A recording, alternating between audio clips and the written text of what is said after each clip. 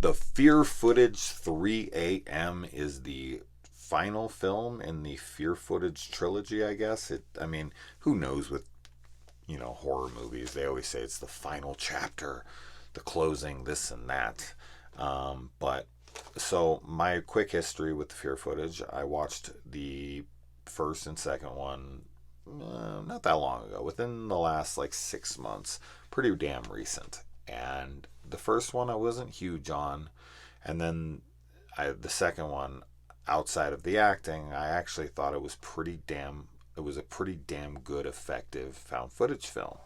And so the director and I talked a little bit after I had done the review, and he instantly kind of told me that on March 18th that the Fear Footage 3AM would be released, and that was very soon after. So I was pretty excited. I was kind of hyped for it because I love to support indie, low, ultra low budget. I mean, this is about as low budget as you can get. These movies are made for like under $1,000, so we're talking fucking low.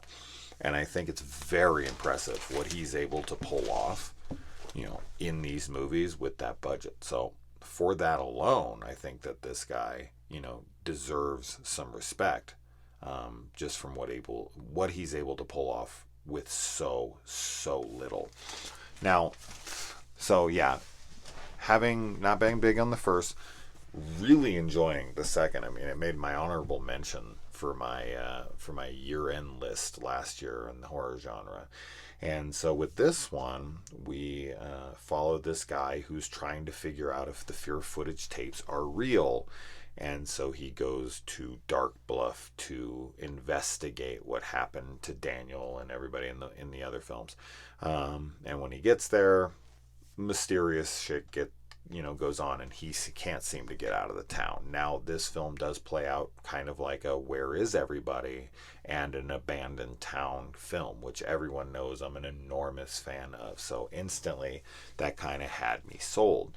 Now, right off the bat, the actor in this is better than the actors in the previous films, so that was helping for the most part in the opening of the film. But then when he's asked to do anything with kind of dramatic range to it, like get scared or have a dramatic, kind of emotional moment or something, that's where it starts to show that his acting is not the best. But as I said, it's better than the others, and that's a step up, and that's very appreciative for me, because man, that was my only real issue with the second film, was I thought the acting was so poor. But with a film that has under $1,000 budget, what do you expect? So it doesn't honestly bother me that much, and it's not going to be a critique for this film or any of the films in the past with this franchise.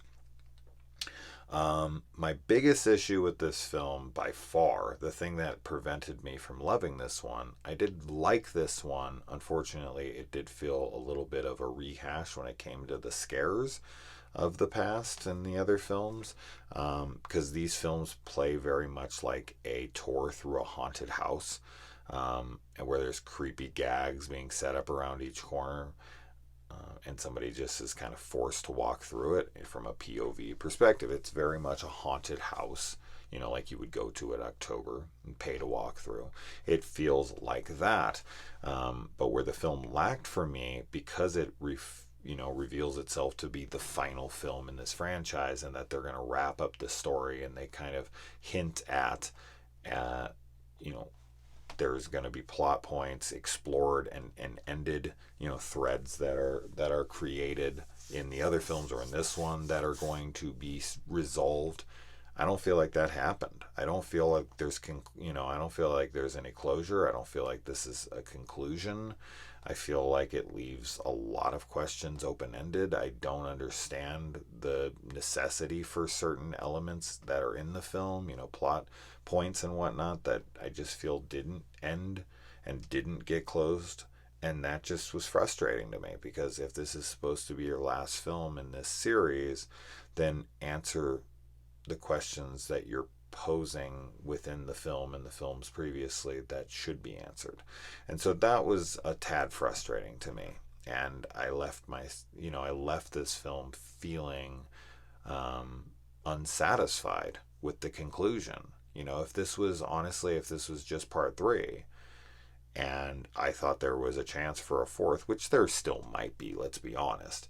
I just feel like this should have had better closure. But if I did feel like I was getting that potential fourth film, and this was just another film in the series, you know, take something like the Bad Ben franchise. I mean, they're like on their 8th fucking film by now, or the Blackwell Ghost, which has its 5th film coming out soon. I mean, these ultra low budget found footage films that just have a continuous series that's just ongoing and just never ends.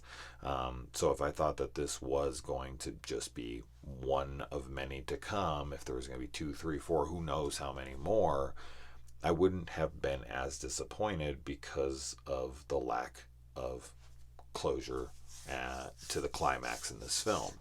But overall, I think that if you like the second one, you'll like this one. I just feel like you'll be a little underwhelmed. And a buddy of mine, Paul Shunk, who's the only other person that I personally know who has seen all of these and was as excited as I was for this, he was also the same. He said he was disappointed and that this film didn't have that proper ending and didn't explain itself well enough. And, you know, I don't know, I just wish that maybe that he would have taken a little bit more time to craft a better written, you know, film and ending for this series, because I think it deserves it. I think it's a very overlooked, ultra low budget franchise, and I wish I had a better conclusion to it so that I could promote it even more. But regardless, I still want to promote this franchise because I think that this guy does an incredible job with what he has going.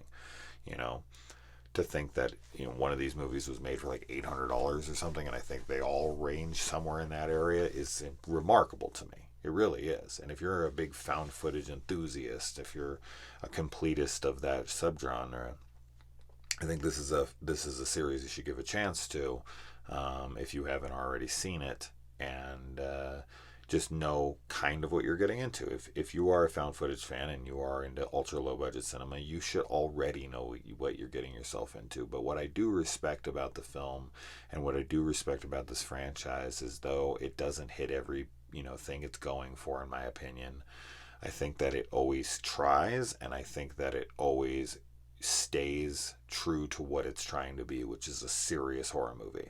And that's great, because a lot of independent, small budgeted filmmakers lean too heavily on camp and on cheese and on, you know, fun, and they always like have that to fall back on, to be like, oh well, you know, we weren't taking it seriously, and you know, you're not supposed to take it seriously, it was just supposed to be fun.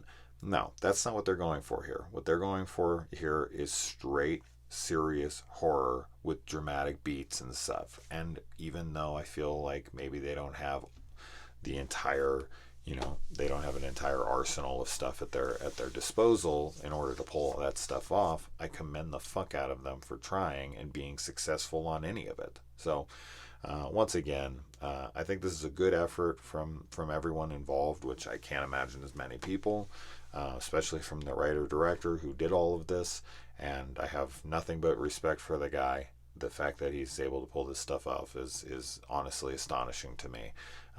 But it's just wrap up the ending better, and I would have been so much happier. But overall, I still liked it. And let me know if you've seen any of these and if you watched this one.